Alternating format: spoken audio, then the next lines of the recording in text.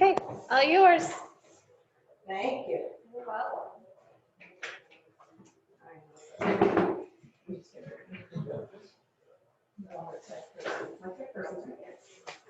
Okay, I'm Kristen Wasowski. I am the lead listing agent, or listing specialist and lead agent for the Wasowski real estate team. Been here for a minute, been at Keller Williams in my full career. I've been here 16 years. Yes. Cool. So I've seen a lot. I've seen a lot of markets. This market's super interesting. People that have been here for like 4 or 5 years don't know what to do with it because it's fast and furious. You have to think, change your thing, change your like that. Anyway, so I introduce myself, Kristen Wasowski. I will put my phone number up here. My strong suits are negotiation and strategy. You guys need help with conversations, or you get in a situation with a contract and you don't exactly know what to do, you're negotiating a TRR, that's actually fun for me. If you're negotiating, or you're about to put in an offer, you want somebody to look over your contract, or you don't know where to go, you need a strategy, just reach out. Don't think you're troublesome. I'm here to help. So, that's me. It is a tech question, it's a people question, I mean, negotiation, strategy, contract, stuff like that question. I'm the one to go to if you're asking me about command. Will you spell your name for me? I met like 4 Kristens this week and it's all a little different. Just remember KW, Okay. okay? So I'm KW. I love it. That's convenient. That is convenient. I can't go to any other company. No, Yeah. you were born for this company. I was. And my marketing, SOS is the middle of my last name, so I'm here now. Okay? I wish I had a name that was so fancy. No. It's really not that fancy, it's Polish, so. I have a very similar name.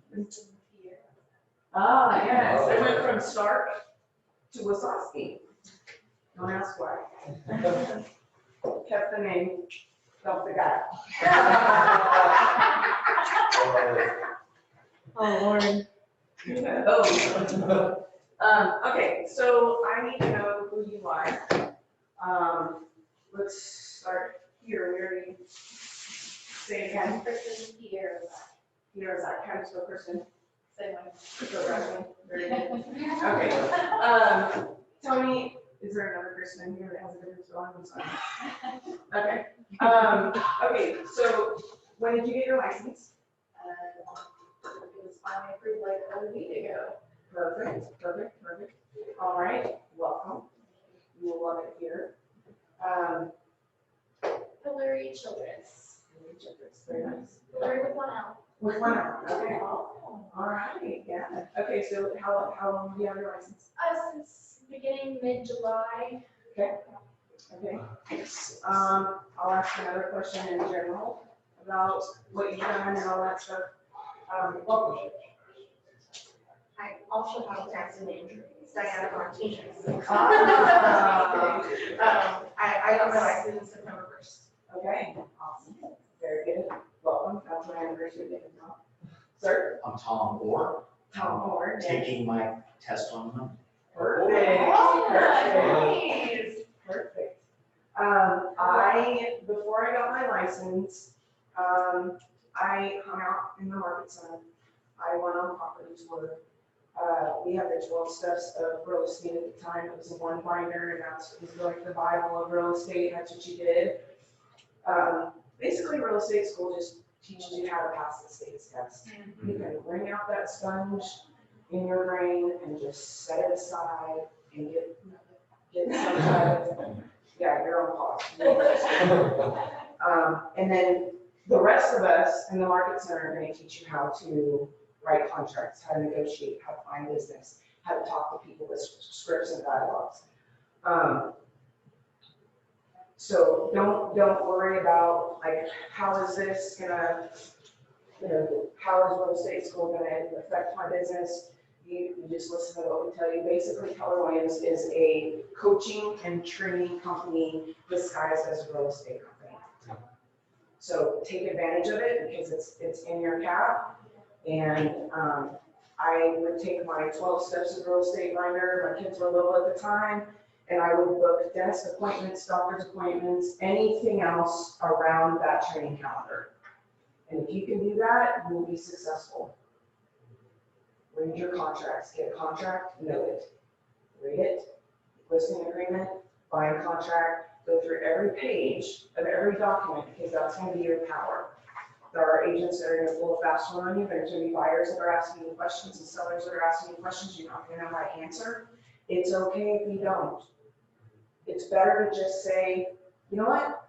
I'm gonna get clarification on that, I'm gonna call you back. They're gonna love you and appreciate and respect you more than that because they know if you're going to smoke. You guys have smoke detectors built in, you know. Like, well, that doesn't feel right.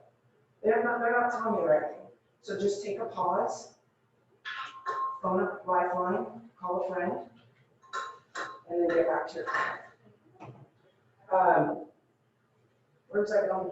We should finish the room with the introductions. Hold on. Oh, okay. It'll come back. Okay, next. I'm Alex Wheeler. I got licensed on July 15th. Okay. Can we share like where we're heading and what we've done already? Like just to kind of get a feel, I guess. Yeah, sure. So far, I've been to almost every training. I highly recommend it. I have 2 referrals, 2 buyers, 1 listing. So since July 15th, going to trainings is so Yes. helpful. And how many kids? I have 3 kids. Yeah. And a car, Yeah. that's gone at the time. Yeah. Right, so that just remind me where I was. I turned 50, so everything's just kind of foggy at this point. Okay, so know your contracts, write down notes to yourself about what you don't understand, and then find somebody, highlight it, whatever, find somebody and go, could you please interpret this? What does this mean? It's super important. It's your #1 negotiating tool, and if you don't know how to use that tool, you can't negotiate, right? Very good on success, and I'll tell you my past, and then I'll kind of give you guys an idea. Hi, I'm George Soder. I got my license at the beginning of last month, and now I'm working as an ISA for Taylor Davis's team. Just gonna try to get started with prospecting, and then I'm gonna hopefully move into a buyer's agent role with him beginning of next year. Perfect. So you're getting your feet wet with lead generation, Yeah. which is, that's what our main job is, right? It's lead generation. So, ma'am. My name is Jalen Meyer, and I am Hanson and Marcy's assistant. They're at the end of this building over here. And I think I got my license like a year ago. I just finished my post license like 2 weeks ago, so.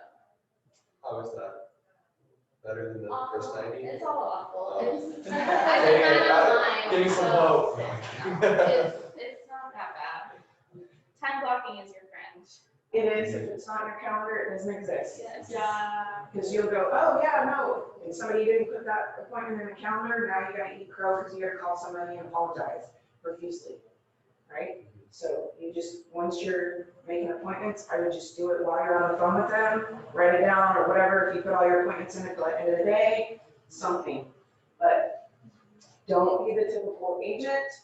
I look like somebody that's stalking my seller when I'm there because I'm usually about 10, 15 minutes before. And I'm like, okay, it's too soon to park in front of the house. So I park around the corner and then, and I do whatever and I look at what earthquakes today and yeah. And I'm like, well, just find out what else is going on in this market, how do they fare, whatever. And they're like, it's light out, what do you think? And I'm like, oh, it's way too early, but I'm 3 minutes early, here I am, And the typical agent is late, okay? You will get appointments if they're interviewing agents and you knock on the door and you back up and they're like, oh, hi. And I'm like, we have an appointment at 4. It's 3:58. Sorry, I'm early. I'm like, no, you're the only one that's been on time. They're probably, that's your handshake. It's not your business card. It's your attitude and how you show up, right? Because when you are late, who are you disrespecting? Yeah.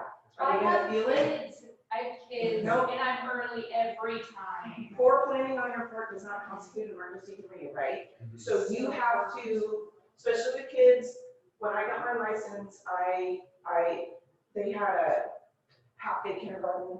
All-day kindergarten was, you had to pay for the other half back then, years and years ago. And so my deal with God, universe, whatever you want to say was, okay, if you pick my son's name out of that hat, I'm gonna go get my real estate license. Sure enough, we got it, it was a lottery. So it was like, you might get all-day, kindergarten. So, you can do it with kids, you can do it with distractions. You just have to, be very intentional and know what you want and set your goals and don't let anything stop you. You have to have that I cannot fail attitude. For sure. I love that. Sure. I'm Hunter Peterson. I'm taking my test on the 18th. So, yeah, brand new to all this, just graduated university, so. Awesome. Awesome. Yes, Welcome. and I'm also very early to everything, that's why I was sitting there for an hour. Yeah, for sure. I And you know was what? like, I'm sorry. I was wondering a question to like ask you, like, do you need help? No, everybody asked if I needed help, I was like, I'm sorry, I'm I had sorry. to twice because he looks like Joseph Hurd, like in a quick split, we walked by and I was like, That's our broker son-in-law. yeah, and just love him. Okay, so I'm gonna do my best. This is usually not the class that I teach, but I've been doing this a long time, so I can get through it. Let me ask you this. Okay, how many of you, raise your hands, have written a buyer's contract yet? I know you have, right? Yeah. You put in an offer. Anybody? Okay, anybody, listed a house yet? Okay. One of my referrals was the listed house, so it doesn't really count. But you didn't go, and has anybody been on any list buyer consultations or listing appointments? Okay. It's gonna be scary. Okay? The high seas, does everybody know what that is? I'm a high C. Okay. Okay. So, That makes all right, sense. so here's the true thing is you guys need to fake it to make it. Don't go, I have to know every little tiny bit of detail to get out there and have movements and go do stuff, because that will cripple you. It's interesting when probably my 13th year, I have a seller that comes back and says, or a buyer is now going to be a seller and says, okay, well, all right, Kristen, you're still in business, awesome. We want you to list with us. And I'm like, cool, they're like, how long have you been in business? I'm like, 13 years, and they were like, wait, we bought 12 years ago from you. You were new then? I'm like, yeah. And I was, and I needed, and I would go to somebody and be like, oh my gosh, here's what's going on, and felt like I was wearing them out. But everybody here gives some contribution, don't worry about it. Because it's gonna be a lot faster for us to go in and help you in the beginning than to go in and correct something. Right?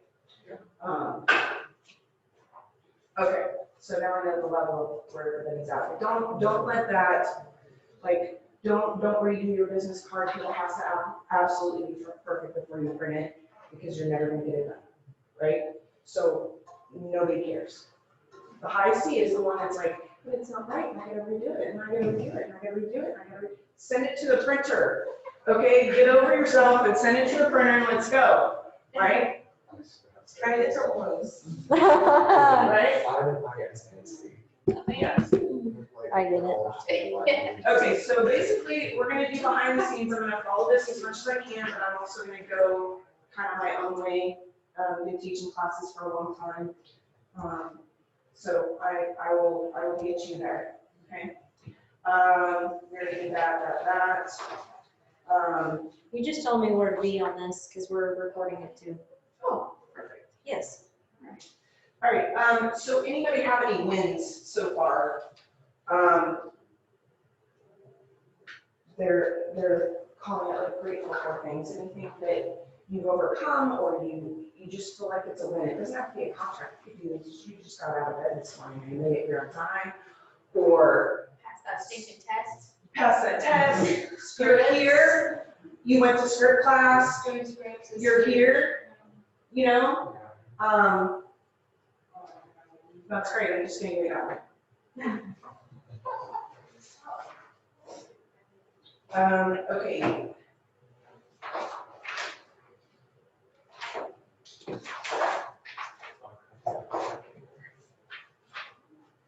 You said you were gonna do this AC. All right, so, you know, okay, so we've already got the lead, right? We've got somebody that wants to go look at houses. We've looked at houses. Here's kind of my script with buyers.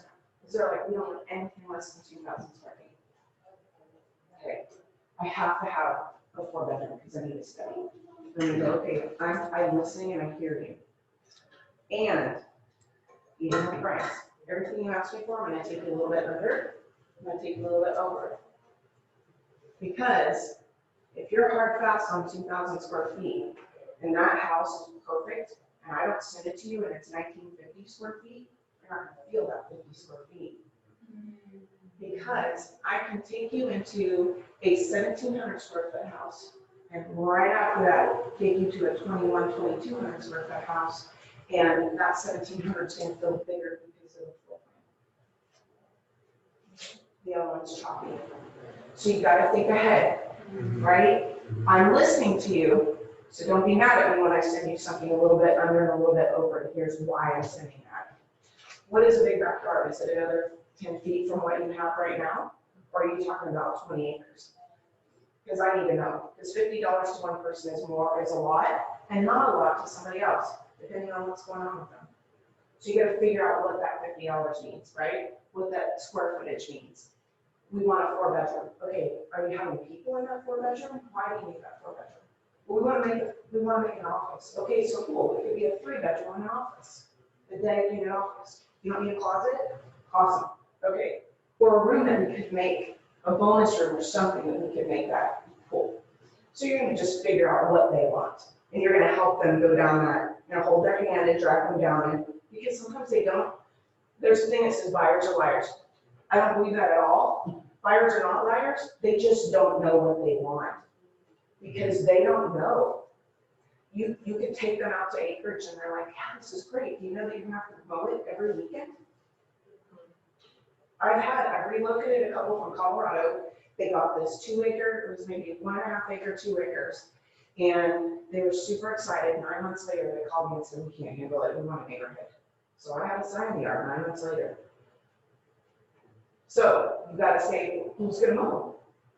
Are you gonna hire someone? Are you gonna do it?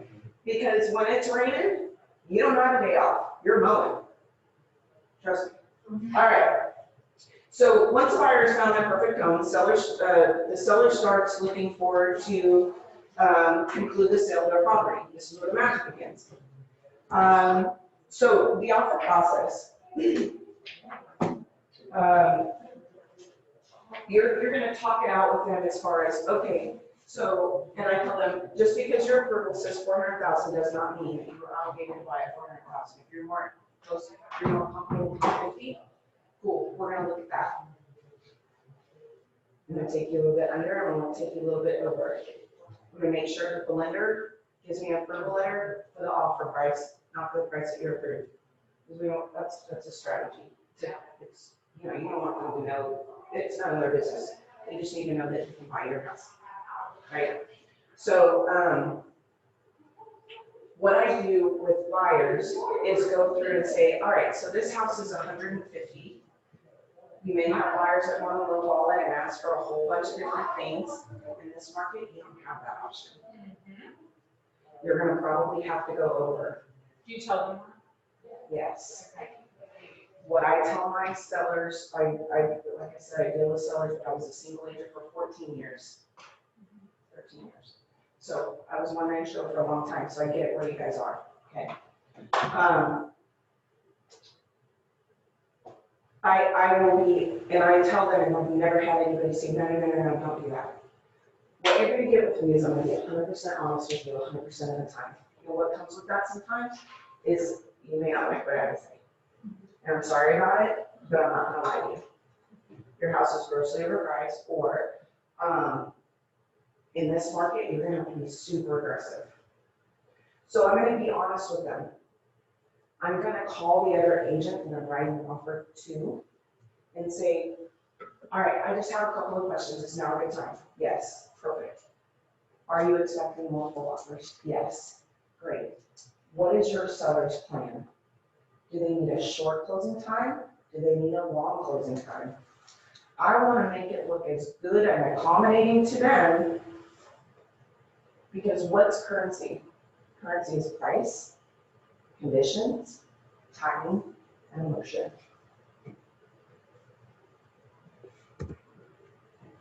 You say that one time? It's currency, it's price, timing, conditions, and emotion.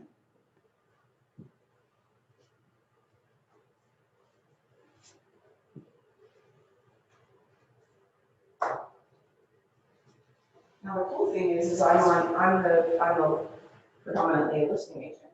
So I see all these offers and I know, and I've presented several multiple offer situations to my sellers. And that's what I tell them when I sit down with them. And I have, this is actually from a thing, and I make it dramatic. Getting onto the seller part a little bit. I will make a folder for each one of the offers. I had 8 one time. I just don't, you know what, I know I have several offers coming, I don't know how many, because I don't. And I walk in with, they're like, oh my gosh, no, is that all offers? Is that 8? How many is that? Yes. And then I say, because having the listing agent's perspective on this is gonna help you on my side, because that's your audience, okay? So what I tell them is, remember, sometimes your highest offer is not your best offer. Timing is important, price is important, conditions are important, the type of loan is important, so let's remember that. And then I present, and I'll show you how I present. Sir, back. So obviously you didn't get 8 phone calls at one time. What window did you allow yourself and go, all right, I'm gonna collect offers, and then at this time, I'm gonna go, we're meeting? Because it'll get out of hand. Yeah. Okay, and if the seller is like, well, but it's only been on the market for 10 hours. I get it, but it's gonna spin out of control. We're gonna get too many offers, we could let it go, and then one of these is one you're going to like.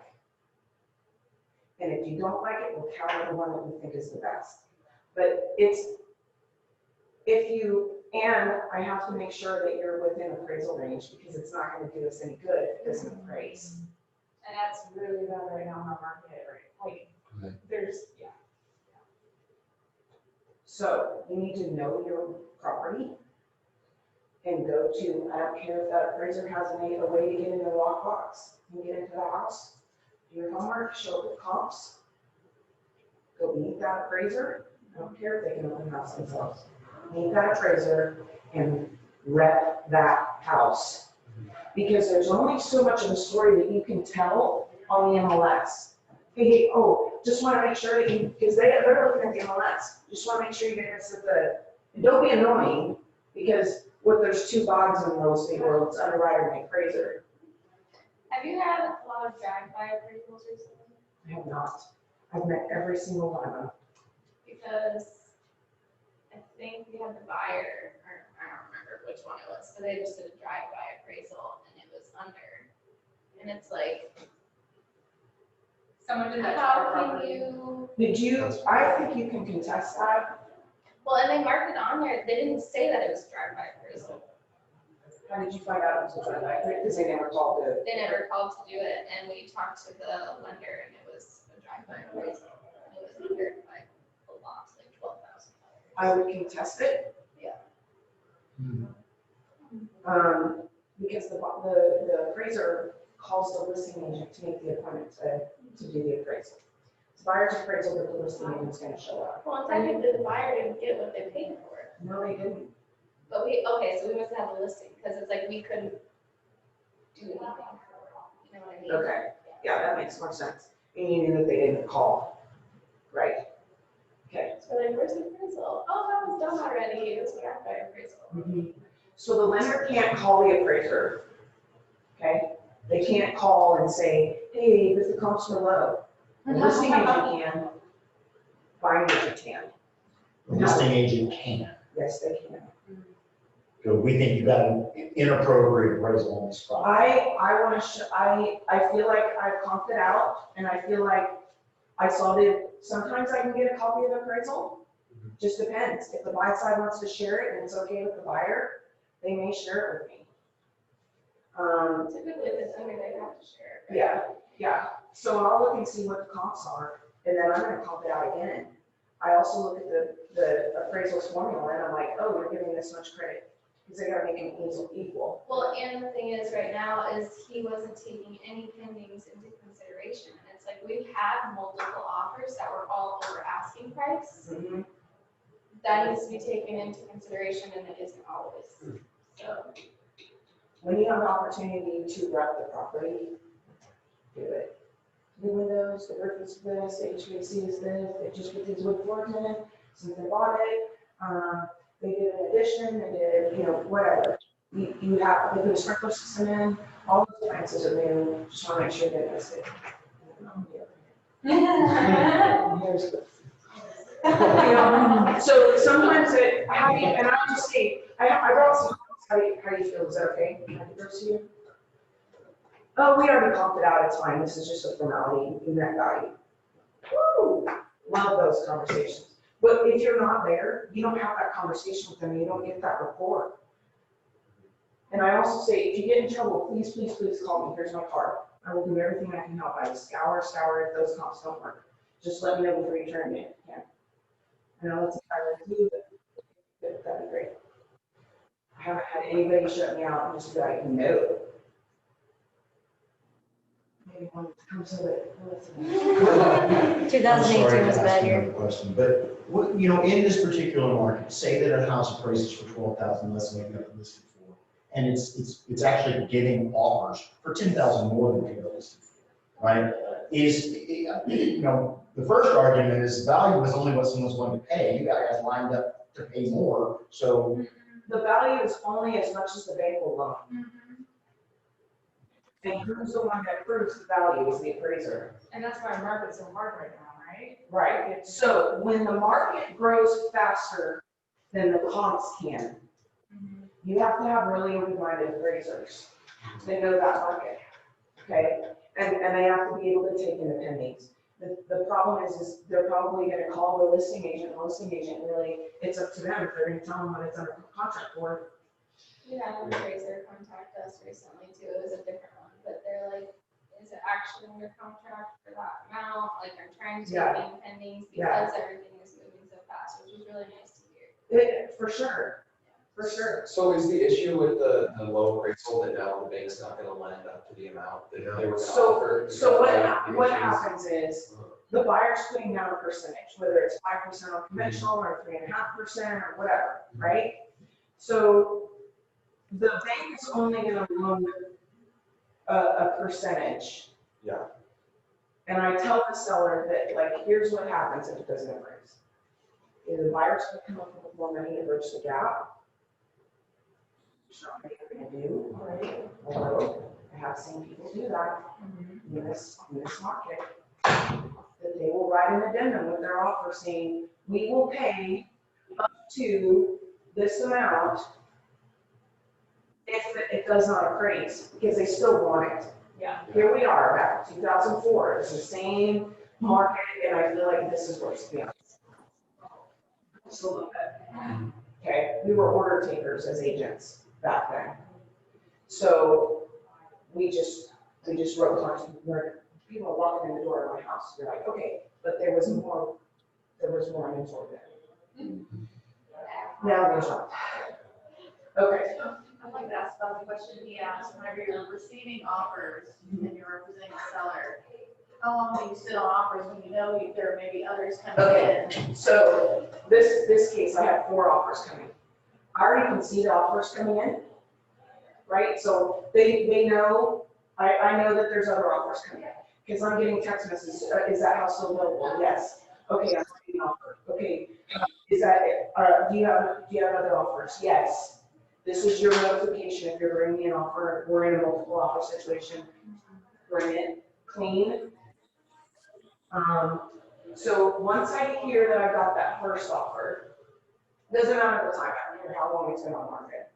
Once I get that call, okay, everybody after that's gonna get noticed for a multiple offer situation, you need to bring the highest and best. Okay, all right. So now I've got number 2.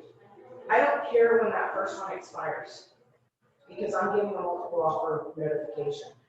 That kind of like puts that on pause. The first offer, okay? So it may say, that they want, I got it last night, and I have to respond by 3 o'clock today. But I know I'm getting more offers. I'm gonna call that first offer and say, hey, we are at a multiple offer situation. I already know I have 2, I've already seen 1. I know what the market's doing, I know what my property's worth, and what I can push it, because I look at the comps.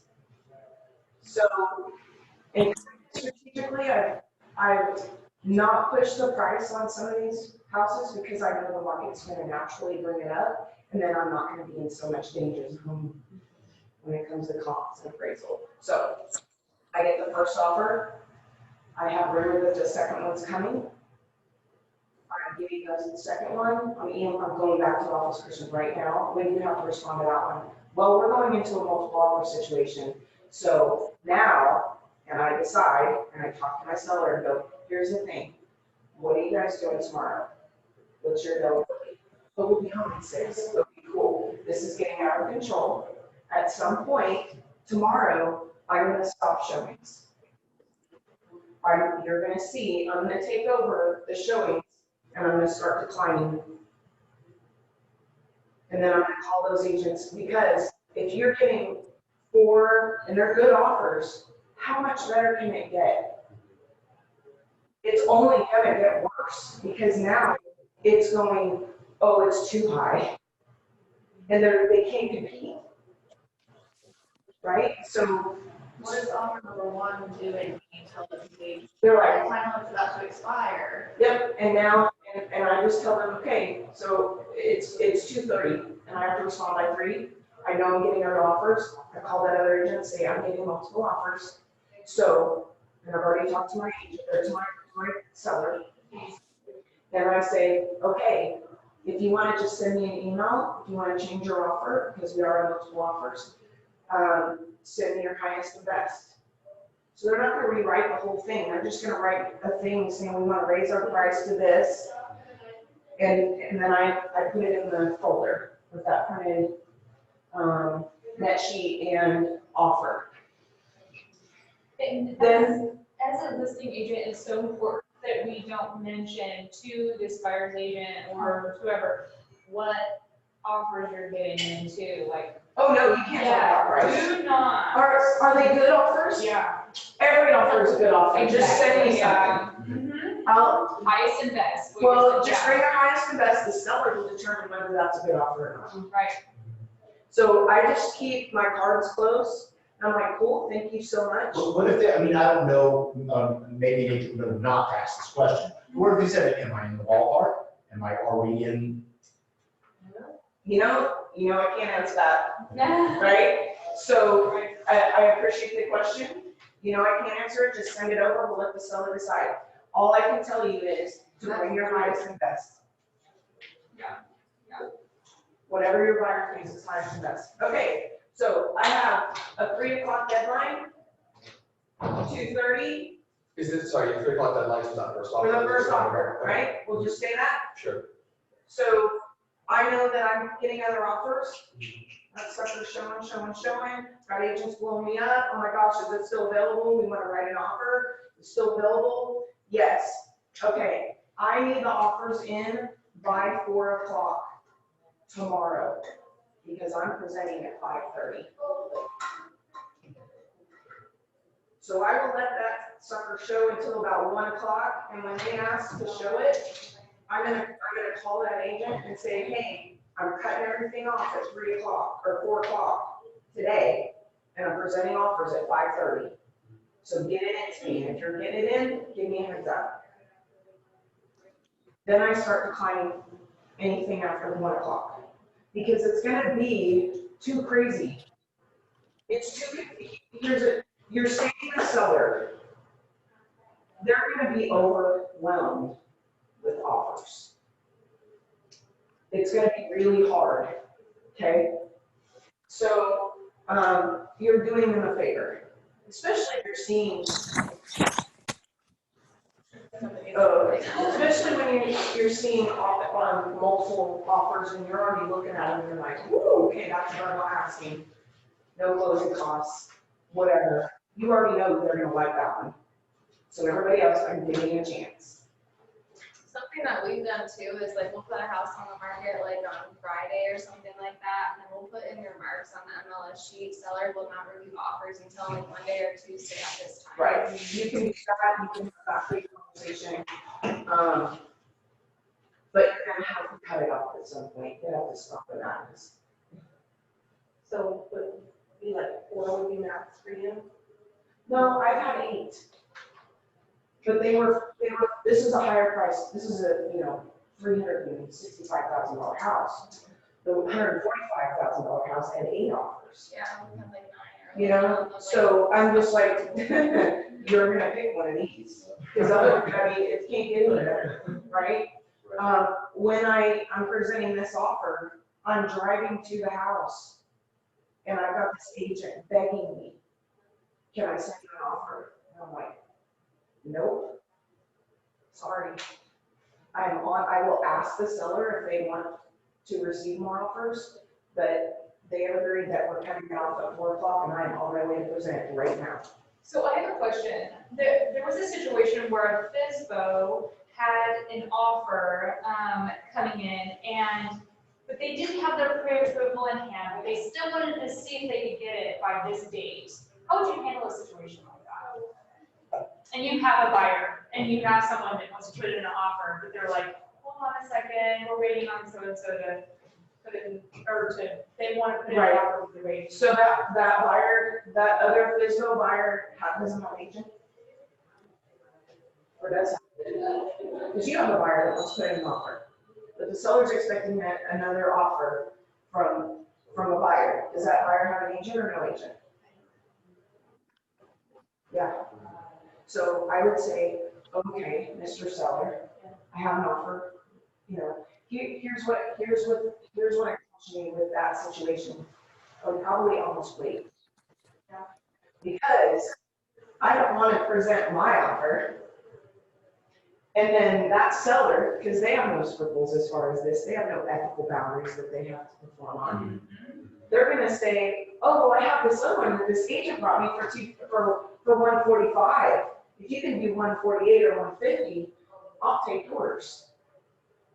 Right? Right? Or I won't have to pay commission. So if you could do no closing costs or anything and match that, or 143, it could be under even, because they're gonna save money on commission, right? So I would say, when you get that offer, give me an opportunity to present mine.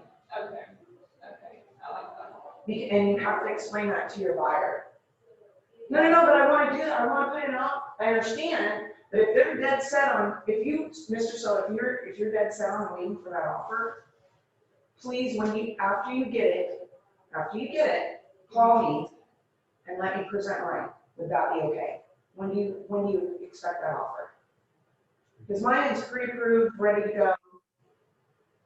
We don't have a contingency. So, and a lot of times, FSBO buyers are like, oh yeah, we're going to offer, but they can't perform. And that seller will take it off the market. And they're like, oh, they're supposed to do blah, blah, because nobody knows what they're doing. So, But they should take that. they're saving money. Yeah, okay, I'm gonna get you higher than that because I'm gonna have a feeding frenzy around your listing and you're gonna have that one person. So you get to negotiate with that one. If you wanna pick offers, let me help you. If you don't, cool. Commission, you won't even feel it. Mhm. You never have trouble, like, you need a specific consent, you actually multiple offers with the first one you're having to delay. I let them know that I have And other they offers need to coming. explicitly let you know that they're extending their deadline. Basically, we're extending the deadline by me saying, okay, now you have till 4 o'clock to give me your best and final. There's a multiple offer form. There is multiple offer form. You're extending it just by telling them that. I also didn't tell them. And if they decide. And we'll let it ride, cool. Or they're gonna say, ooh, all right, I knew this was gonna happen, everybody's having this, so we'll write you an email. Has it ever happened where they make an offer for that house and then they're also making an offer for other houses?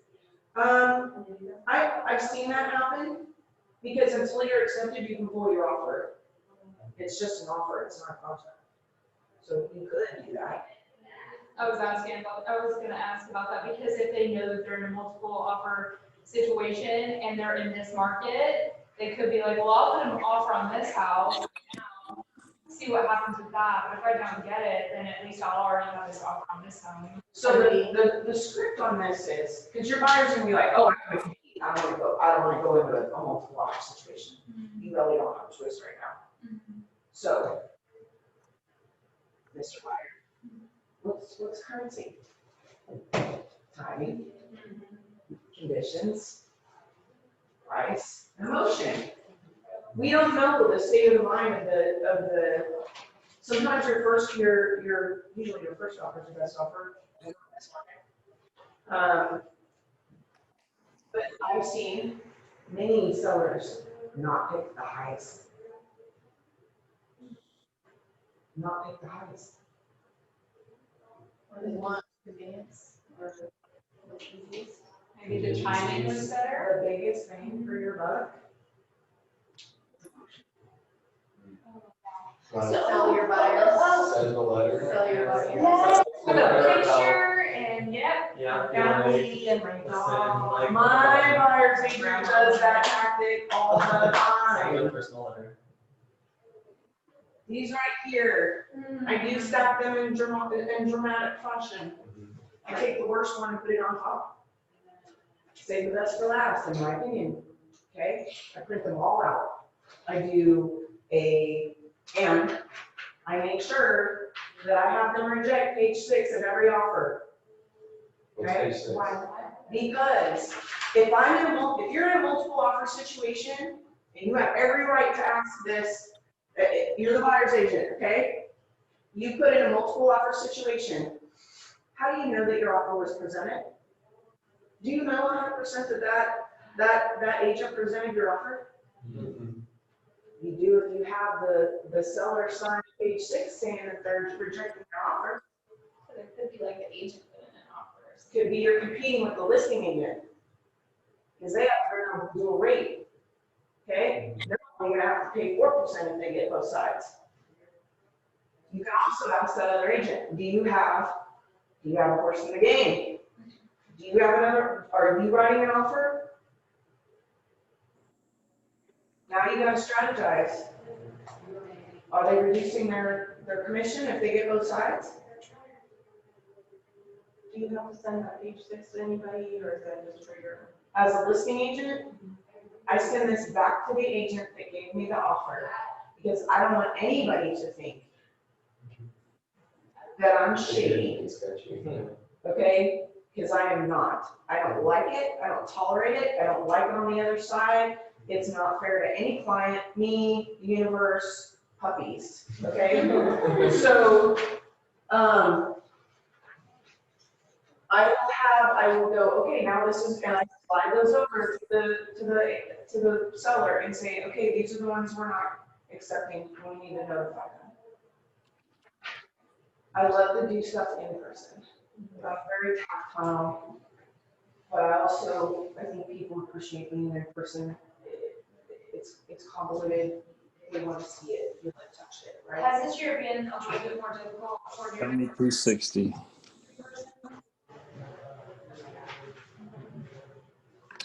How do you get out of the house with 3 kids? Oh, I do it. Show content. Exactly. Same thing. Yeah. I'm gonna make time. Yeah. All I do is listings. That's all I do is listings. I'm not running buyers. Okay? So my goal, my main focus is finding new listings and getting my sellers' attention. And making sure that their life is easy through this process. I'm the project manager of every listing. All right, here's where we are, here's what happens next. You can ask me 100 questions, and if I'm not answering it right, tell me, can you change the language? Can you do it a different way? Because There's follow you around. there's no stupid question. And you're not inconvenienced to me, call me in the morning at 6 AM, I'm not gonna answer, just know that. Okay, but you can leave a message and I'll call you back when I'm ready, because I'm sleeping, okay? But you can call me anytime, then I will call you back. So,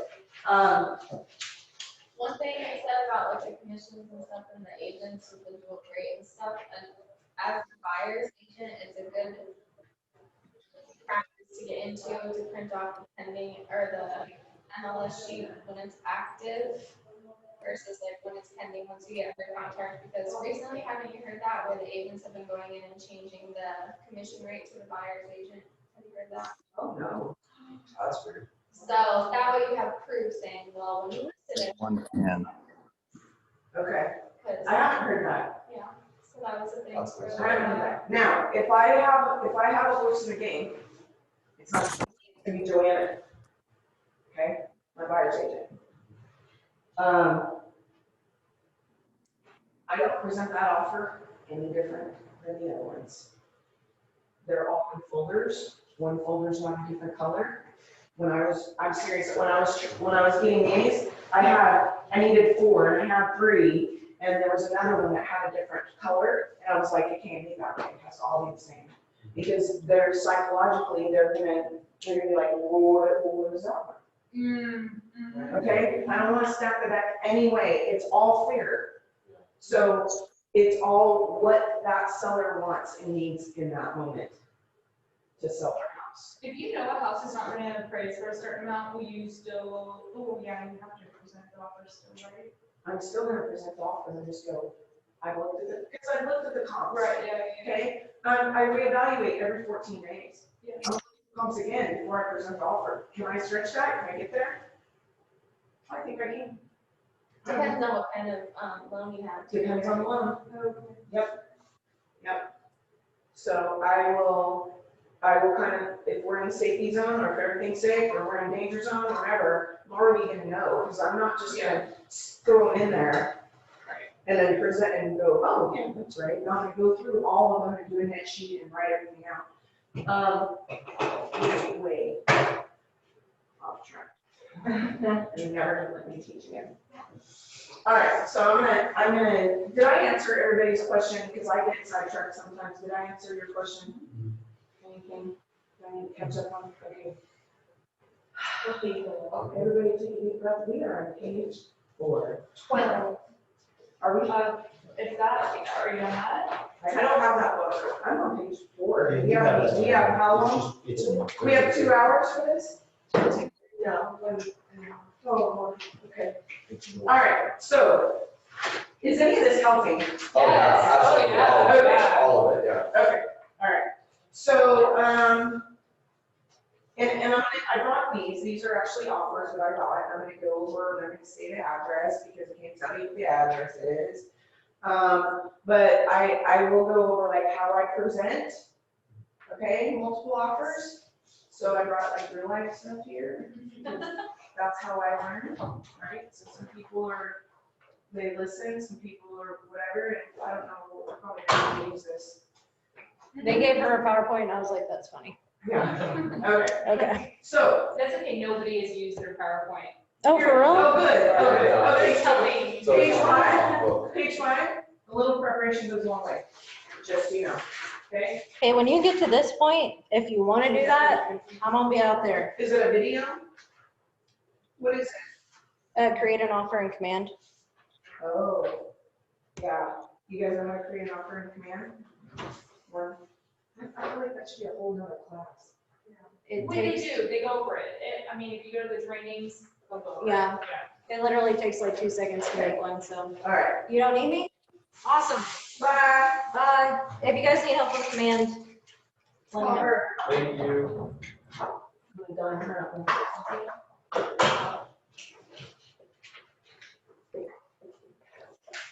Uh, 3123830. As a new agent, so you guys know, all of the really good top agents like Kristen, sorry, That's okay. and Crystal, they love to help, so don't feel afraid to call and ask for help. They're not too difficult. If they are busy, they'll always go back or mess you back. I mean, if I got all my work done, I'm probably just at home playing Animal Crossing. Yeah. Okay, so I gotta like, give myself permission, everything's done. Can you see that? Yeah. Is it 3830? Yeah, I got 3830. I'm just being honest. Super helpful. All right, okay, when we write an offer, hold on, I got one listing side. When I list a house, kind of giving you my tactics, so you can tax.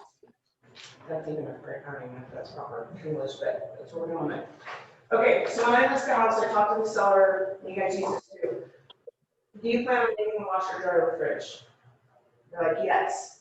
I'm like, okay, that stays between you and I. I'm not gonna advertise it in the MLS, even though you said you're gonna let it go, because I'm gonna save it for I gotta have something, right? When the agent calls, and I just need to know if the seller's willing to get rid of it. I stick it in my pocket, I write it in my file notes. And then and then when the agent calls me and goes, hey, are they willing to get the refrigerator and washer dryer? You know what, depends on the offer. You can ask for it. That is smart. You know they're gonna get it, may as well try to get a little out of it. Yeah, why would I put it all out there? She's for the seller. Yeah. Why would I put it all out there? Yeah. Right. I gotta leave something back that I can like, carrots, right? Don't give away all your secrets until you need to. It's a give and take, it's a whole give and take thing. If they don't want it, then the seller can sell it. Yeah. Or give it to somebody, or get it out of there, I'll hire somebody to move it for $50. If they're reserving it, do you put that in the MLS? Absolutely, if they're reserving it. Is that hard and fast in every time? It's amazing. What do you mean by reserving it? Reserving the seller, anytime you do a listing agreement, you're gonna ask the seller, is there anything that is attached to the property or seemingly attached to the property that you want to take with you that's not staying? Oh, okay. My chandelier. Yes. I put every seller in a homework stage. Okay? Could be a week, could be 2 weeks, it could be whatever, sometimes I'm like 6 weeks and I go, no, you have it tops 2 weeks. You can do this. I'll go through my whole, like, I'll teach like a listing class and how I do from start to finish. In the last class I took with you, didn't you say that if they are reserving something, you prefer that they just remove it and replace it? Yes, if that chandelier in the foyer that Ann Esther gave you, you need to be really pretty for pictures, take it out, because we are going to be fighting over that chandelier. And you're gonna be heartbroken, and you're gonna be in a corner going, but we have another house that we have under contract in another state, and we gotta lift our contingency, and they won't buy it unless we leave Ann Esther's chandelier. Have them take it down, go buy a $150 light fixture that looks just as good, and throw it up there. If there's and I say seemingly attached, because if there's a bookshelf that's attached to the property that you want, there's a bench out back, there's a bird bath, there's a statue, there's a rose bush that you got for your wedding or your mother's wedding, take it out. Okay? If it's the washer, dryer, fridge, they have to have it to live there, so it's reserved. But that's not always like 100%. Even though it's reserved, you gotta reserve it in MLS. Please, please, please, please, please. If they don't put it in on page, you gotta really look. Okay, so page 1 is talking about timing and money, and who and when and how much, right? Page 2, accessories and equipment. This is where they're gonna ask for additional inclusions. Microwave, safe and guest bedroom, TV mounts, small metal storage shed in the backyard, and small greenhouse in the backyard. This agent did it right. But if she wouldn't have done it right, I would have countered. Because we reserved, not the TVs, we reserved, there, of course, the seller's taking the TVs, but we reserved the TVs, not the TV mounts. Right? So in the exclusions, the agent put, because it says, the following items shall not remain with the property, mounted TVs. Okay? So, But did not stay. right, Yeah. right? If that language has been in there, I don't care what it says in the MLS. You do an addendum, you counter that offer, and you put those reserved in there if they're not in the first offer. Because you're agreeing to leave those. So if nothing said about it, it's assumed that it's staying, it's basically what you're saying. Don't you want to be sure? Yeah, better to be safe than sorry, for sure. If it's anything, doesn't Right. matter what form of loan, it doesn't matter. Reiteration, if just write an addendum, write it on a counter offer. Everything else is cool, everything's copacetic. Just write TV number or bath reserve or something, because at the end of that, it's gonna be hard. Everybody's excited and then there's gonna be a heartbreak. And you don't wanna do that. You have to be really forward thinking and just slow down. You know, okay, what are all the details of this? Better to have clarity up front versus like, oh, we're gonna close in a week and the deal's gonna And break if- because they can't. Yeah, and if you don't understand, I will just be like, okay, I'm just gonna say this back to you because I just wanna make sure that this is what you're saying. So this can stay, but this is not gonna stay. Or this is happening, but wait, what did you do? You know, like, if I end up sounding, I'm sorry, if I end up sounding like I'm not listening, I really am, I'm trying hard to understand, but I don't wanna get it mixed up so that we have to go back and fix something later. So could you say that again? And if I look like an idiot, so be it. I'm just saving everybody from heartache and hassle and being mad and disappointed later. So I will do that. Okay.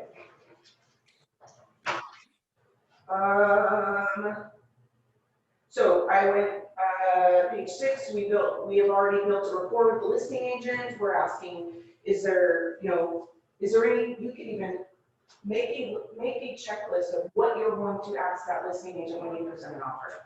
And what needs to go on there. So you pull your paper out and go, okay, I have an offer, and I'm gonna call this listing agent, I'm gonna ask them these questions.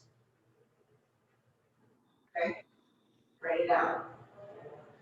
What is important to your seller as far as timing?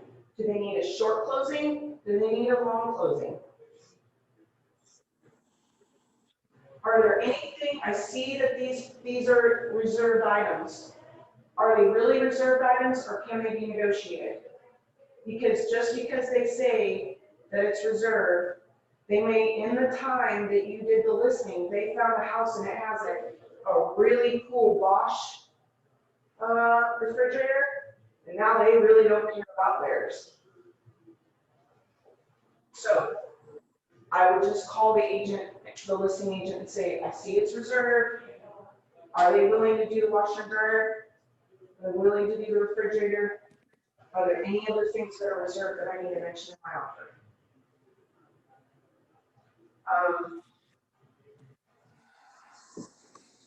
What else? They're going to appreciate that because I've had when you're a good agent, you play nice with others and you're not too over the top, you're not too below, you're just like, I'm cooperating. Because really, you have two general managers of a project working together, and that's where people get it messed up sometimes. We are working, I'm on my side and you're on your side, but we're not on opposite sides. We're on the same side, we're on the same project, okay? And I will, if it gets crazy, I'll be like, whoa, we're on the same project, Build a bridge. Right. Build a bridge. right? And I think we can get through this, and we're trying to make everybody get what they want. We're attempting to make it win-win. So I want to be on that train. You be on that train with me because this is important. This is the client's experience. Emotions have gotten way out of hand. You're just being honest. You're just being human. Don't be afraid to call that out. Don't take it. Is that something that you do with on a regular basis? No, but there are times where it's just like, literally, okay, caught you on a bad day. We're on the same project, Same goal. same goal. So, you just gotta, in your mind, create that there's no sides, really. I was going a direction. Where's it going? Being cooperative. We're doing a checklist for things to. Yeah. I have questions. Thank you. All right, thank you. Okay. Sometimes the agent on the other side is just as important as the offer. Sometimes you might have an agent that has a reputation, and it's a true reputation that they are hard to deal with. They don't play nice with others. Not you, Andy. God. Shit. That looks nice.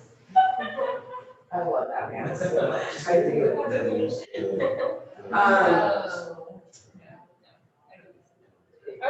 And I have had an offer that I put into a listing agent in Oklahoma City. They were countering an offer. I said, do you have anything coming? He's like, yeah, we're actually in the middle of the negotiation. I said, I'm sending you an offer. He's like, awesome, we're waiting for yours.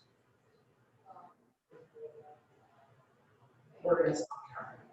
He doesn't even know what my offer is.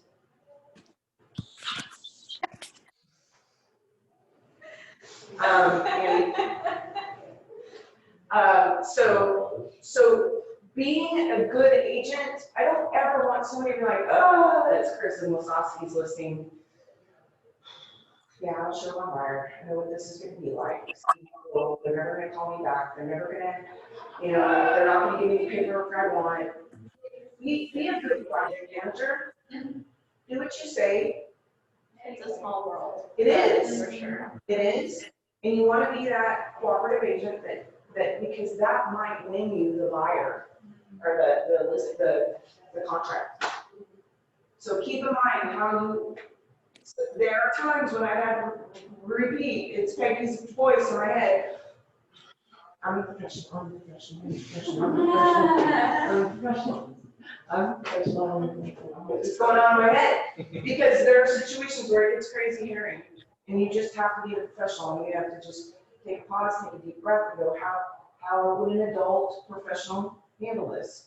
Because there's emotion on either side. It's an emotional sell, it's an emotional buy. And when you are the emotional shock absorber as an agent, okay, that emotion stops there.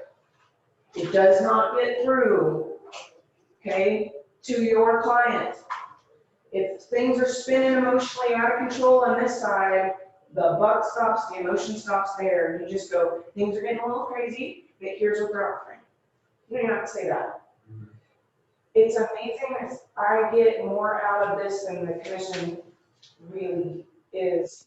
When it was crazy, and I was a good shock absorber, and I get to the closing, and my client says, wow, that was the smoothest real estate transaction I've ever had. And I'm like, yes. I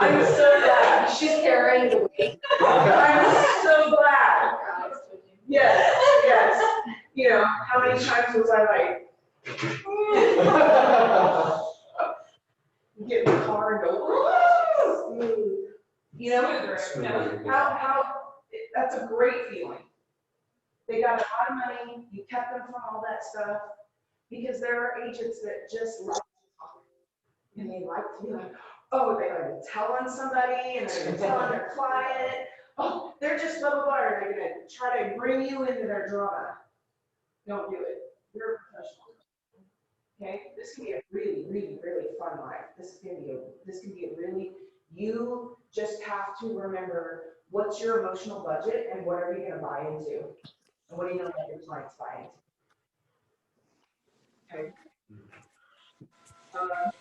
All right. And then so I know we're in a promotion part tonight. Yeah. Everybody, is there people that are watching me or they're just listening? Yes, they're watching. Well, yes. You're watching the door. Oh. Are they? Yeah. No, I don't think I can see her.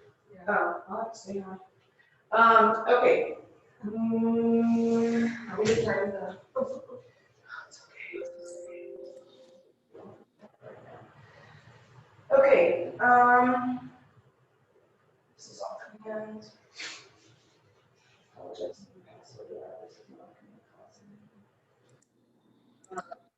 It's super easy too. Okay.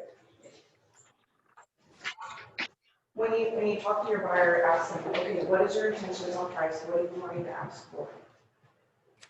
You want the washer dryer, you want the fridge, you want the lawnmower out back, you want the brush hog, you want the equipment, what do you want?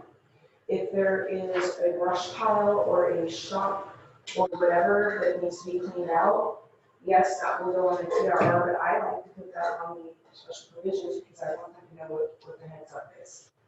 Yes, you can blindside them later in the TRR, that's cool. In this market, maybe you should leave it off, but also I would say that because the TRR, treatments, repairs, and replacements, right, that's where the inspection, the official request for inspection repairs to the seller from the buyer. It's not only specific for what's on this inspection report.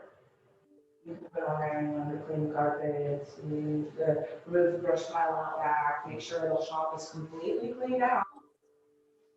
Don't be upset if the seller needs like extra paint or extra wood or something, because they probably will.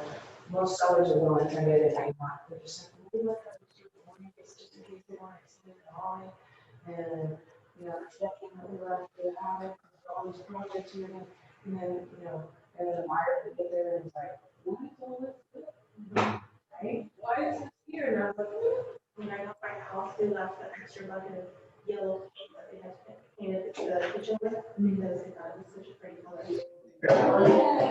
when we went through that the yellow phase in real estate, everything was yellow and white. All color green. Now it's what, gray and white? Everything. No one should have more than one lawnmower in their house. Okay? Not every, it's an accident, that's it. It's not a door. It's a hanging piece of wood that's just, it's art. Don't do it. Okay. All right, so what? Like, I will, so right now, like, this doesn't work very well. Well, we have an exit wall and then we have that one door. No, Yes. Do you go, I gotta go pick up a Is that Okay. on the Yes, they are. No. And- Yeah, well, then we're good, okay, fine. That's the one question. Oh, no, it was great. Craziness. That would be crazy.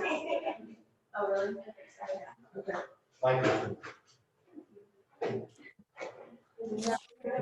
Yeah, great, these are so cute. Trying to find. Decided to work this. Okay. All right, so I'm gonna go over what.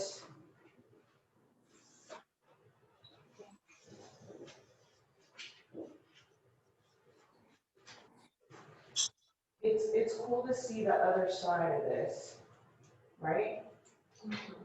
Because you get to see like how where your offer goes and how it's done. and what people ask for, right?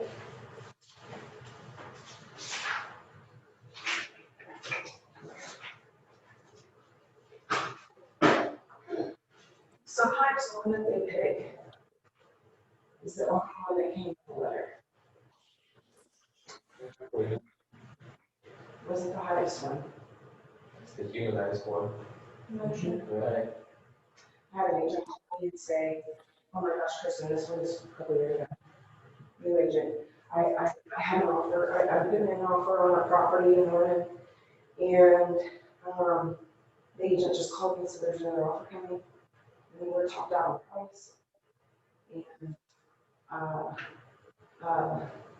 don't know what to do. I said, okay, tell me what the situation, what's going on? Well, my buyer, the family lives in nearby, and they have a couple of kids, and they want to be close to family, and the situation is really hard, they loves a dog, blah, blah, blah. So, okay, what is this listing agent telling you? This was so great, it sounds like so the listing agent said that it's an interesting situation because it's a divorce. And if this blows my mind, this information was even after, right? Because that's That feels privileged. right? But they will tell you information that you don't need to know. Okay? The wife is living in the house. She's older, she's elderly, she's upset, she doesn't want to leave her house, but her husband's kicking her out. And they have to sell the house because they're going through a divorce. And she, God, fucking shit. so they write a letter. So they wrote a letter, and because she had so much time in her gardens, and she just loved them, and she just planted for the next season, and her dirty rotten ex-husband's kicking her out. So we use that as leverage. They went the highest price. They got the And what was the letter? Like, we love the gardens, we're so happy to see we are it. we are a new family. We have a 3-year-old and a 1-year-old, and my family lives, my immediate family, my parents live in this neighborhood, and we want to be close, and we love your home. And I can imagine my kids playing in your yard, and you've done a really, really good job with the garden, and I appreciate the condition that you left the house in. This would be perfect for us. This is our 3rd offer on another house, but this is the closest one, and please consider our offer and let us know what we can do to make it better or whatever. It's really a plea. And the most emotionally detached buyer, you're like, there's never been a right one. Could be some of the most amazing letters that you would have never guessed that they're gonna write. You think they're just like really dry and nothing.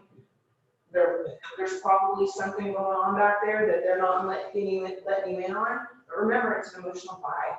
It's an emotional sell. They'll put in pictures too. I was about to ask, what's your fault? Like, is there two? I don't do pictures. I don't recommend doing pictures. I would just say like a heartfelt, whatever. I mean, there was one, okay, I'm an oak, okay? Not a crier, doesn't really get like, I'm very like, matter of fact, blah, blah, blah, not hard, I mean, I have a soul, but. We just listed a house that went under contract quick. The lady was chasing offers. She got a divorce several years ago. She wasn't able to buy a house. She just now got her credit all together. She's got little kids. They have a little place set outside. It's perfect. I had to read that letter 3 times and get it all out, me and my tissue box, before I called my seller and read it to them. I was like, all right, maybe. You know, so I was, and I didn't want to sound like, ooh, right? Do you actually read the letters if you're presenting the offer? Yeah, I do. You like to do that? Well, that one I had to do over the phone. So I couldn't do it, but I do read it. I do read it. And this one came with a letter, and I read that to me. I'm like, okay. Because I have to put my wife there, or the spouse is there, and I'm reading it out loud to them, and I already knew they were gonna take it. I already knew they were gonna take that one, because the first offer that I presented them was $1,000 over asking. And it was a PA loan, and they were like, oh, the heavens. I mean, there was a thing, had a letter, and was the top price and everything, sorry, right? And I felt it was in the safety zone. It's really cool. I can't wait to experience stuff like that. I know, that is really cool. That is the cool part. I've always said, if I'm in this business just for my pocketbook, I need to get out. Yeah. Because that's the bonus for me. I mean, I love the whole, you're helping somebody, it's scary and it's exciting and you're helping someone and you get to be the hero, you know, what am I gonna wear today, you know, but you don't want to get too like egotistical where it's all, I don't care what you gotta listen. Yeah. You gotta listen and you have to be their advocate, but not a fighter, like I'm gonna fight everything, you know? So you gotta find that balance of how are you gonna be? You're just an advocate. You're not a fight starter, you're not a stirrer, you're this is what's going on, here's what I think we can do next. It would seem to me to be very careful that you are not steering too much towards one, or else you could be held accountable. I don't steer. All I do is read them. I already know which one they're gonna pick before I go in. But you can't see, I don't steer if it's my contract, my buyer's agent's contract, if it's my best friend's contract, right? I'm not doing that. I'm gonna stack them. That's why you don't color code. I don't color code. I don't even say who the agent is. I don't even write like who the buyer is. It's a single female and she's, you know, who has a kid. I don't know any of that, right? So I just do the net sheet, and on the net sheet, I do a net sheet for everyone. I read the offer. Do they ever ask you, like, you know, what would you think? What do you What think? that we should pick? I feel like we're at the top of the market on this last one, and I'm glad we cut off the offers. That's the reason you present them with the best last.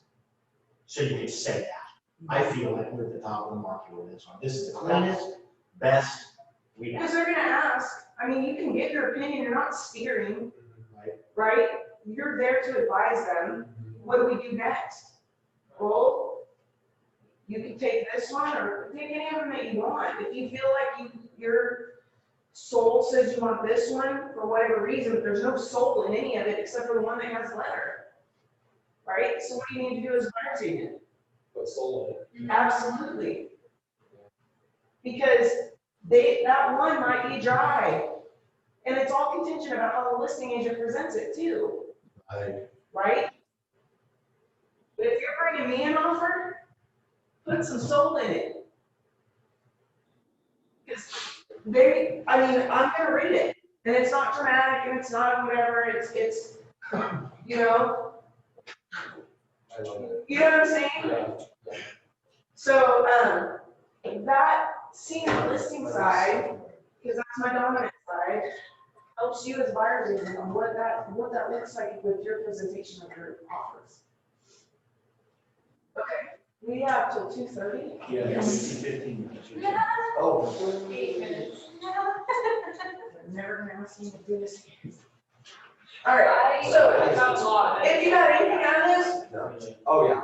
if you're competing, write a letter if you can. If your people won't do it, Joanna will still do,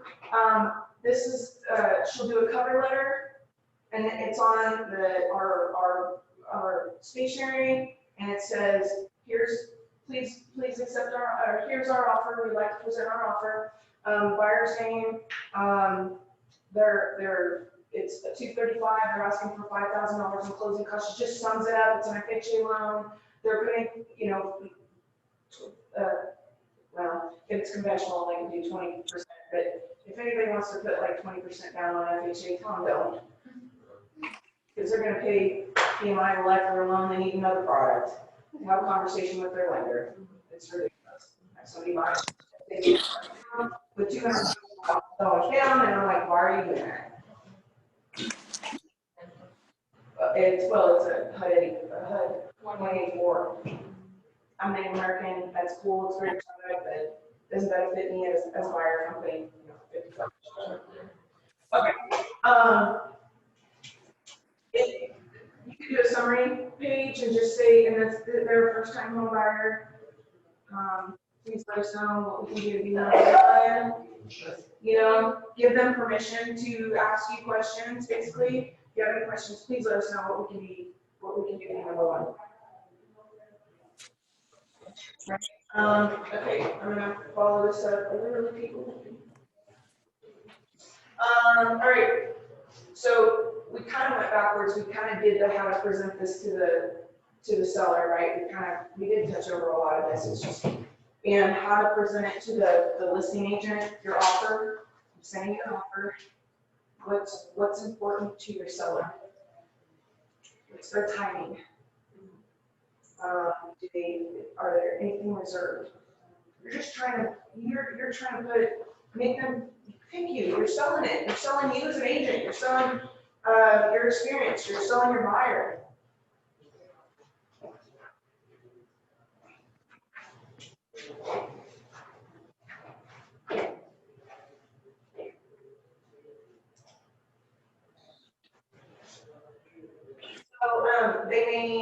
So they might accept the offer, they might counter the offer, they may reject the offer. We talked about that, so do this, do it every time, just get in the habit of it. I don't care if you have one or several. You don't want any way, when my kids were little, like, don't go to the store, put your hands in and out of your pockets. Look at your stealing stuff. Do you print those, or do those come with your offers usually, the page 6? I'm very tactile, Okay. okay? I print every offer and put it in a non-script folder. Yeah. And I do a net sheet. Okay, so you've added those extra things on top of the offer, like that page with the rejection letter. Page 6. No, it's in the offer. Oh, okay, I'm sorry. No, so this is page 6 where the seller would accept, Okay, okay? okay. And right here, it says offer rejected and seller's not making a counteroffer. I see, you've already filled it out, like you're ready in case they. This is their offer, this is the buyer's offer. Okay, okay. And this They is did that. They This said is that. the buyer's offer, they filled all this out. I'm just having them sign this because This on one's their already offer, taken. they That makes saw sense. your offer and That makes they sense. wet signature signed it. You don't have to do wet signature based on time and when you can do it, but it's super important. It makes that agent trust you, Right, you presented, right? Yeah. you did due diligence. You're going to have a future relationship with that agent if you're in this business long enough. Okay? And they're gonna appreciate you because you sent it, because here's the thing, I've asked, will you please send me that document? And I don't get a response, they don't send anything back, I don't trust that agent now. If you have you probably have a relationship with all of the agents in there, right? And so, right. So if you are on multiple offers and a person or a couple of colleagues don't have their offer accepted, do you ever give them feedback and say, look, the contract's done, but I just want you to know that, like, this is why we did that. I don't do that unsolicited if they ask me, so what, Do people what, ask you? oh, sure. Yeah. It doesn't, people that don't even, I may not have a really super close relationship. So why didn't they accept our offer? And what do you, how do you answer? They just really like one of them. Okay. So you don't know the specifics at all? No, what if this deal busts? That agent knows my seller's deal.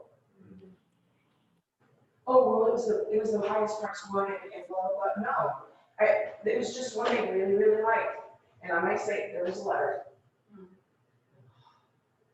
What if that offer had something like maybe they wrote a letter that had something offensive in it or something? Would you tell them then?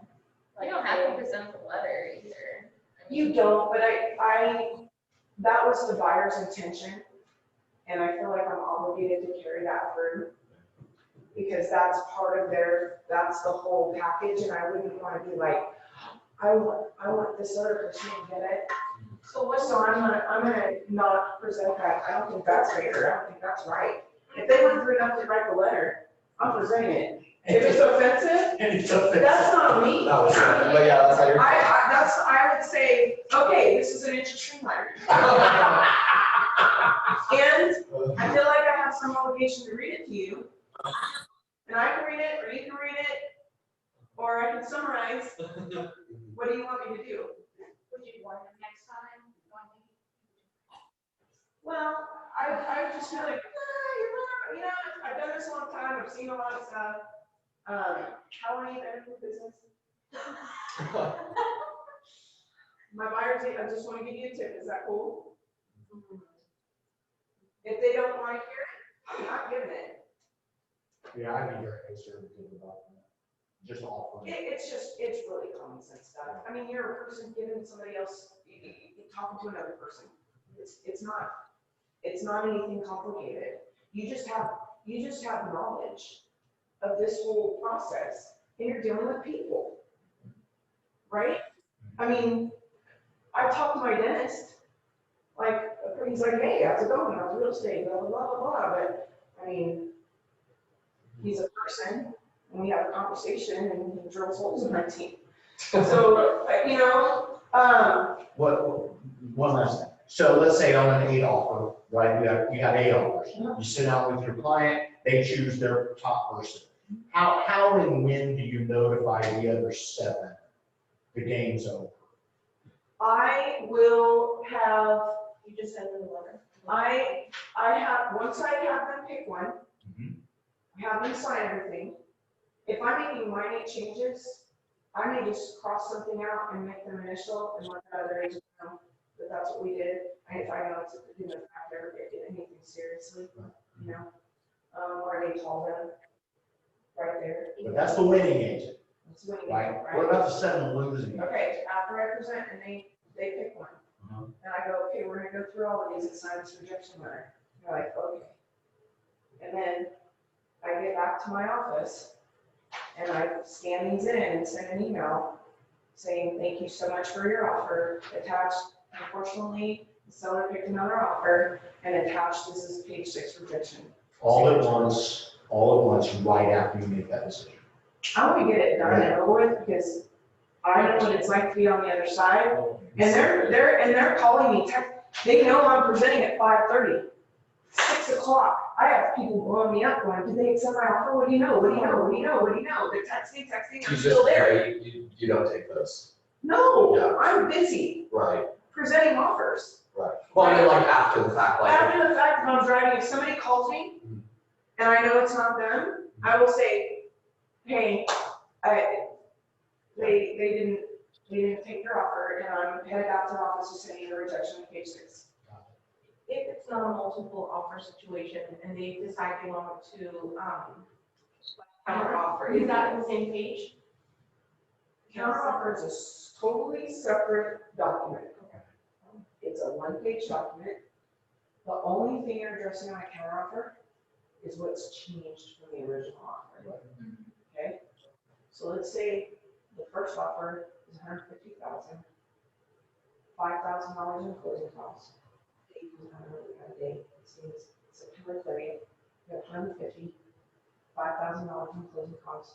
We close at the end of September.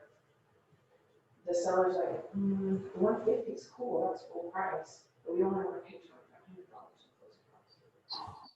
So, only thing that's gonna go on the counteroffer is seller paying an amount not to exceed $2,500 in closing costs.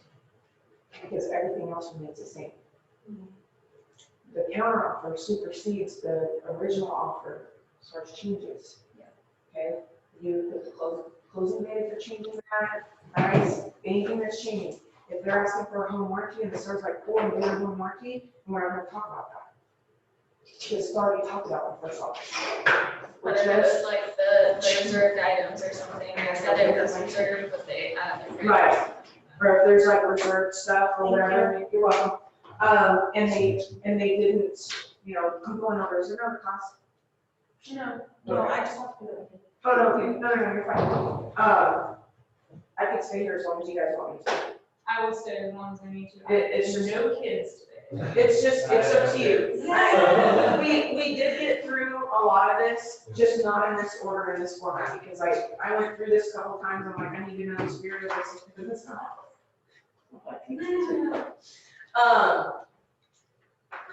All right, When you're done, I have a stupid question to ask. there's never a stupid question. No, because I'm the only, well, you're not licensed. No, I'm, this is my first class, I'm jumping into this like on campus.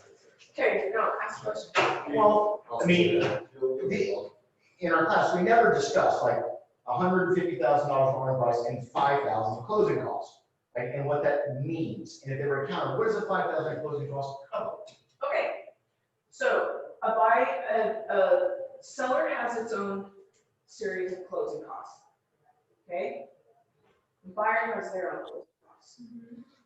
When a buyer asks the seller to pay for closing costs, they're asking to pay for the buyer's closing costs, okay? That probably happen in this market now.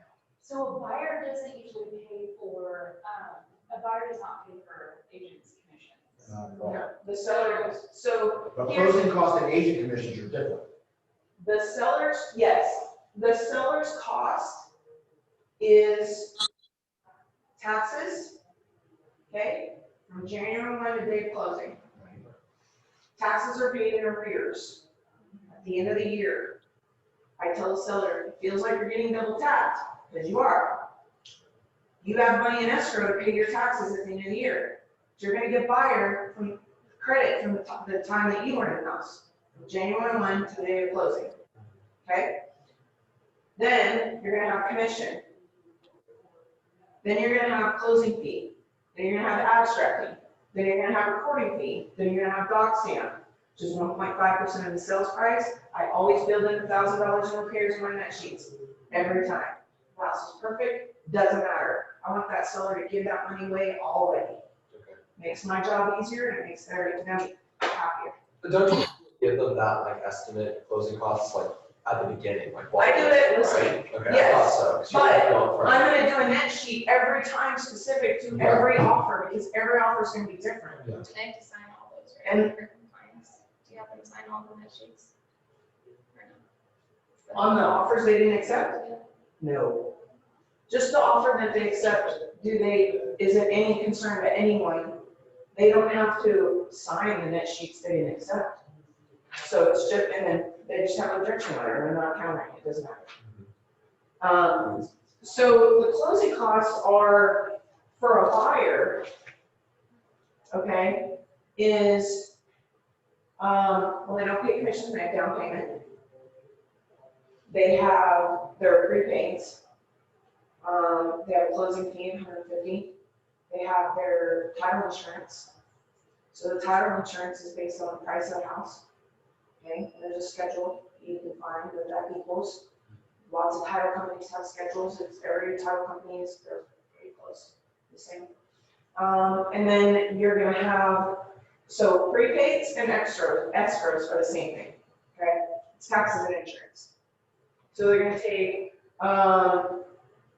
1 year and, it's usually 1 year, but it's like 1 year and 3 months of taxes to put in escrows. Usually there's an overage and then they get that money back, some of it back, so they just take more than they need to. And then 3 months of insurance. What about anything like a survey or an appraisal? They have the appraisal to pay for, they have, that's usually paid POC, paid outside of closing, Okay. okay? The inspections and the. And then inspection, sometimes it's sent to closing to be paid, most of the time it's paid outside of closing, so they have inspections. Is that all still within the contract, like it's still all documented, right? Even though outside of, closing, it's still all in there? Is that right? Okay, so buyer pays for inspections, seller pays for repairs. anytime you get I have a buyer cheat sheet. I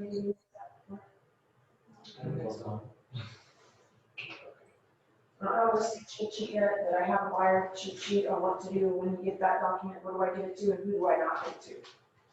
I'll get you a copy. I'll send you. That'd be great. I'll have it. I wonder if Crystal's still here. I'm afraid of her. Sorry. That's great.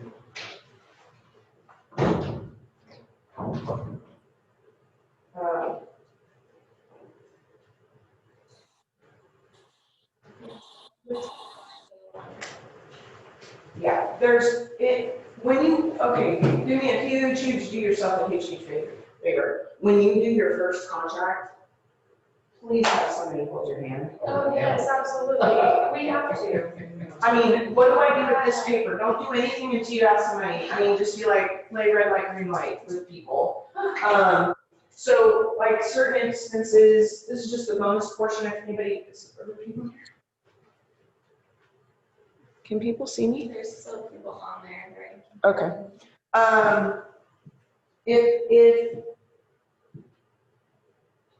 Okay, when you get invoices, paid invoices, send them to the title company, send them to the other side. When you get invoices that are unpaid, send them to the title company, because it'll be on the settlement statement. Just so you can prove, like, when you go back and somebody's like, well, I didn't get paid, I'm like, it's on the settlement statement, right? Don't take any money outside of closing, pay anybody outside of closing, figure a way to make it legal and put it on the settlement statement. There's older agents, there's newer agents, been trained by older agents that'll ask you to do stuff that's kind of shady and just they're so desperate to get the deal done, we won't talk about that. No kidding. I have a veteran that I helped him buy his house. And he called me to list it because he got deployed somewhere else. We were supposed to close at a certain time, at a certain day. It didn't work out. Well, we were supposed to close on a Tuesday. The buyer now wants to move it up and wants to close on a Friday because they want to get in there over the weekend. I'm like, well, we're all budgeting for Tuesday because it's mail out. Well, they tell us this short notice. My seller's out of state. We have to mail that out. We think everybody thinks we're working on Tuesday. Well, now they want it to close on Friday. Well, we have to mail out our documents and they have to mail them back. And it's a last minute thing. And it's like, ooh, I hope FedEx shows up today. So, the buying agent says, seller does not yet, let's just have, I'm like, why do they want to get into it early? So, well, they want to paint. I'm like, that house is perfect, it's great. Like, it's all great, like, there's no wallpaper, it's like, you could live there for a year and be fine, it's not, it's perfect. So, he was like, well, let's just let them get in there, you don't even have to tell the seller, and I was like, whoa. Skis ball. Really? No, I will have a conversation, hold up. He's like, and I'll just pick up your Schneider lockbox for you. What's your shopper code? I was like, that's not happening. I'm gonna call the seller, and if the seller is okay with that, I'm just gonna let them decide. I'm not. They could have done it early occupancy if they wanted. Could have done an early occupancy agreement. I'm like, nope, do not try to bully me, do not try to push me. Sometimes you gotta be like, don't try to bully my seller or my buyer. Because agents will try to take advantage of you. You just gotta be like, pause and say, oh, I'm not sure about that, I'm gonna talk to somebody. And we're like, no. I'm like, no, that's not right. And then get you a logbook that's like strange and unusual and just take notes. Because it's gonna, like, there's just crazy, like, it's the craziest thing that ever happened. A lot of crazy. You know, I'll be like, wow. That's funny. Let me see.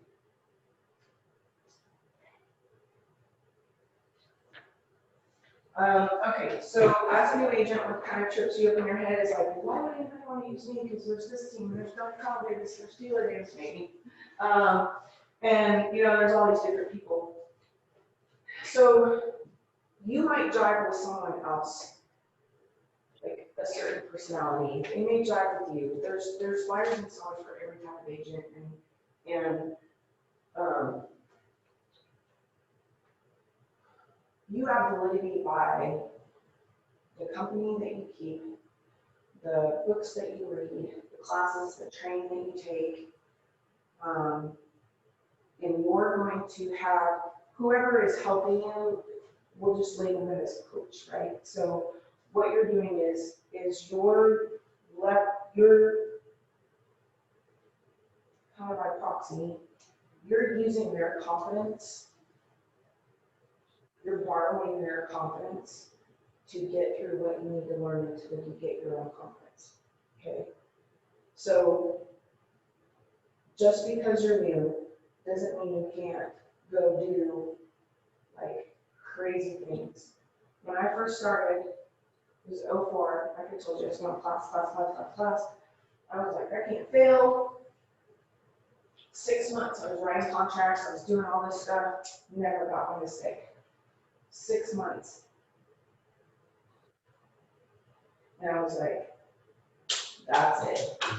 If this doesn't work, if this doesn't start, I'm done. And then I'm like, no, I'm not done, but I'm done. No. The next 6 months, I sold $1.3 million. So you gotta remember, like, just keep going. Just keep going because you're almost there. Like, the time when you break down is when you have a breakthrough. That time you're like, that's it, I'm done. How many times have you let stuff go? You're pushing against progress because you're too like, how's it happen? If you would just go, whatever, it's gonna happen. If it happens, it does. If it doesn't, it still will. And just, and stuff happens. It's a phenomenon that I don't quite understand, but it's real. So, I mean, I had an agent that was like, I've called 100 FSBOs and I've used this same script and nobody wants to talk to me and I can't get anybody to do anything. And I'm like, change your script. I'm like, don't do that anymore. Just don't. He's like, sticking by the script. I'm like, put your script down and just call people in a conversation, please. Because the script is just a bullet point of these things that I'm going to get to. And script practice is super, super valuable. Okay? It's going to leave residual marks on your memory of these are the points that I have to next get to. Okay? But they're people and they're just having a conversation. You are scripted, but you don't sound it. And to you, it's going to sound super scripted. But out there, it's not. And you're going to end up, the script you're going to end up with is a combination of this person's, this person's, this person's, and this person's. And I go, I like this piece. This feels good. I like this one. That I can't do. But I'm going to try it. Maybe I can. How do you know that you're not like a natural marksman? You don't ever pick up something and shoot it, right? If you've never bowled before, how do you know what your natural ability is? So just so you guys know, George and I do script practice on Monday, Wednesday, and Fridays here at the office. So if you guys are wanting to do any type of script practice, or if you have something that you need to work on, you can always feel free to let us know, and we can definitely do that. Yeah, what time? 9:15 is what we've been doing, but we can move times around. He's here from 9 to 5. I get here a little bit earlier than that. Although I just scheduled this just a little bit later. Okay. It's scripts are uncomfortable At first. right? Yeah. But anything is, Yeah, right? Anything's uncomfortable. and it's almost, I think it's almost harder to do it with somebody sitting right in front of you. Then when you go to make the calls, it's like, I don't even have to look at this person when you touch it. And that's terrible, but it does, it makes it easier. But it sounds hokey, and you're like, it sounds like, what's the words that they there's like some bolt scripts, and I'm like, wow, I would never say that. Yeah. Oh, We we found were a few. just looking. We found one that was like, oh, you know what's happening right now? That makes, so I see what you're saying is that you're not confident in my ability. Well, you can never really be confident in anyone's ability. So when can we meet? Or here, can you sign this? Oh, yeah, so why don't you sign And this? you're like- It was like, whoa. That's not the script for me. Right, so you have to figure in your market too. If you're dealing with, you need to know, if you haven't taken a what, Annie?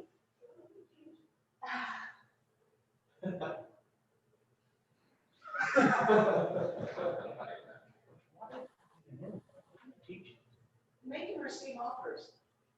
Oh, I've done none of those. You need one on the other side. I know. Hang on, which year? How the lipstick work out? Well, she thinks it's a little too red, but, you know, It's almost a pinky red though. I would love it. Did she wear it on your anniversary? Yes. Still don't help me, I'm too old. Oh, You know, I love you so much. I'm Andy and I'm the oldest person in here except for Bob Warner. If y'all need anything, my door's always open, I'll be happy to help you. Well, thanks, Andy. We appreciate it. Yeah, You guys are twins. it's not my fault. I know. Love him so much. Stephen Root would play him in the sitcom. I see you. I see you, Brian. Coombs. Lot of personalities in here. I love them for who they are. He's good for short sales and, what else? Foreclosures. Foreclosures, yeah. If you get stuck on it, I owe him like $1 million probably. That's Brian, he's on my team. I need to get him a Getty that says Brian, specialist, whatever, he's not on my team, but I say he's on my team, right? Because you work with him, he helps you a lot. Yeah,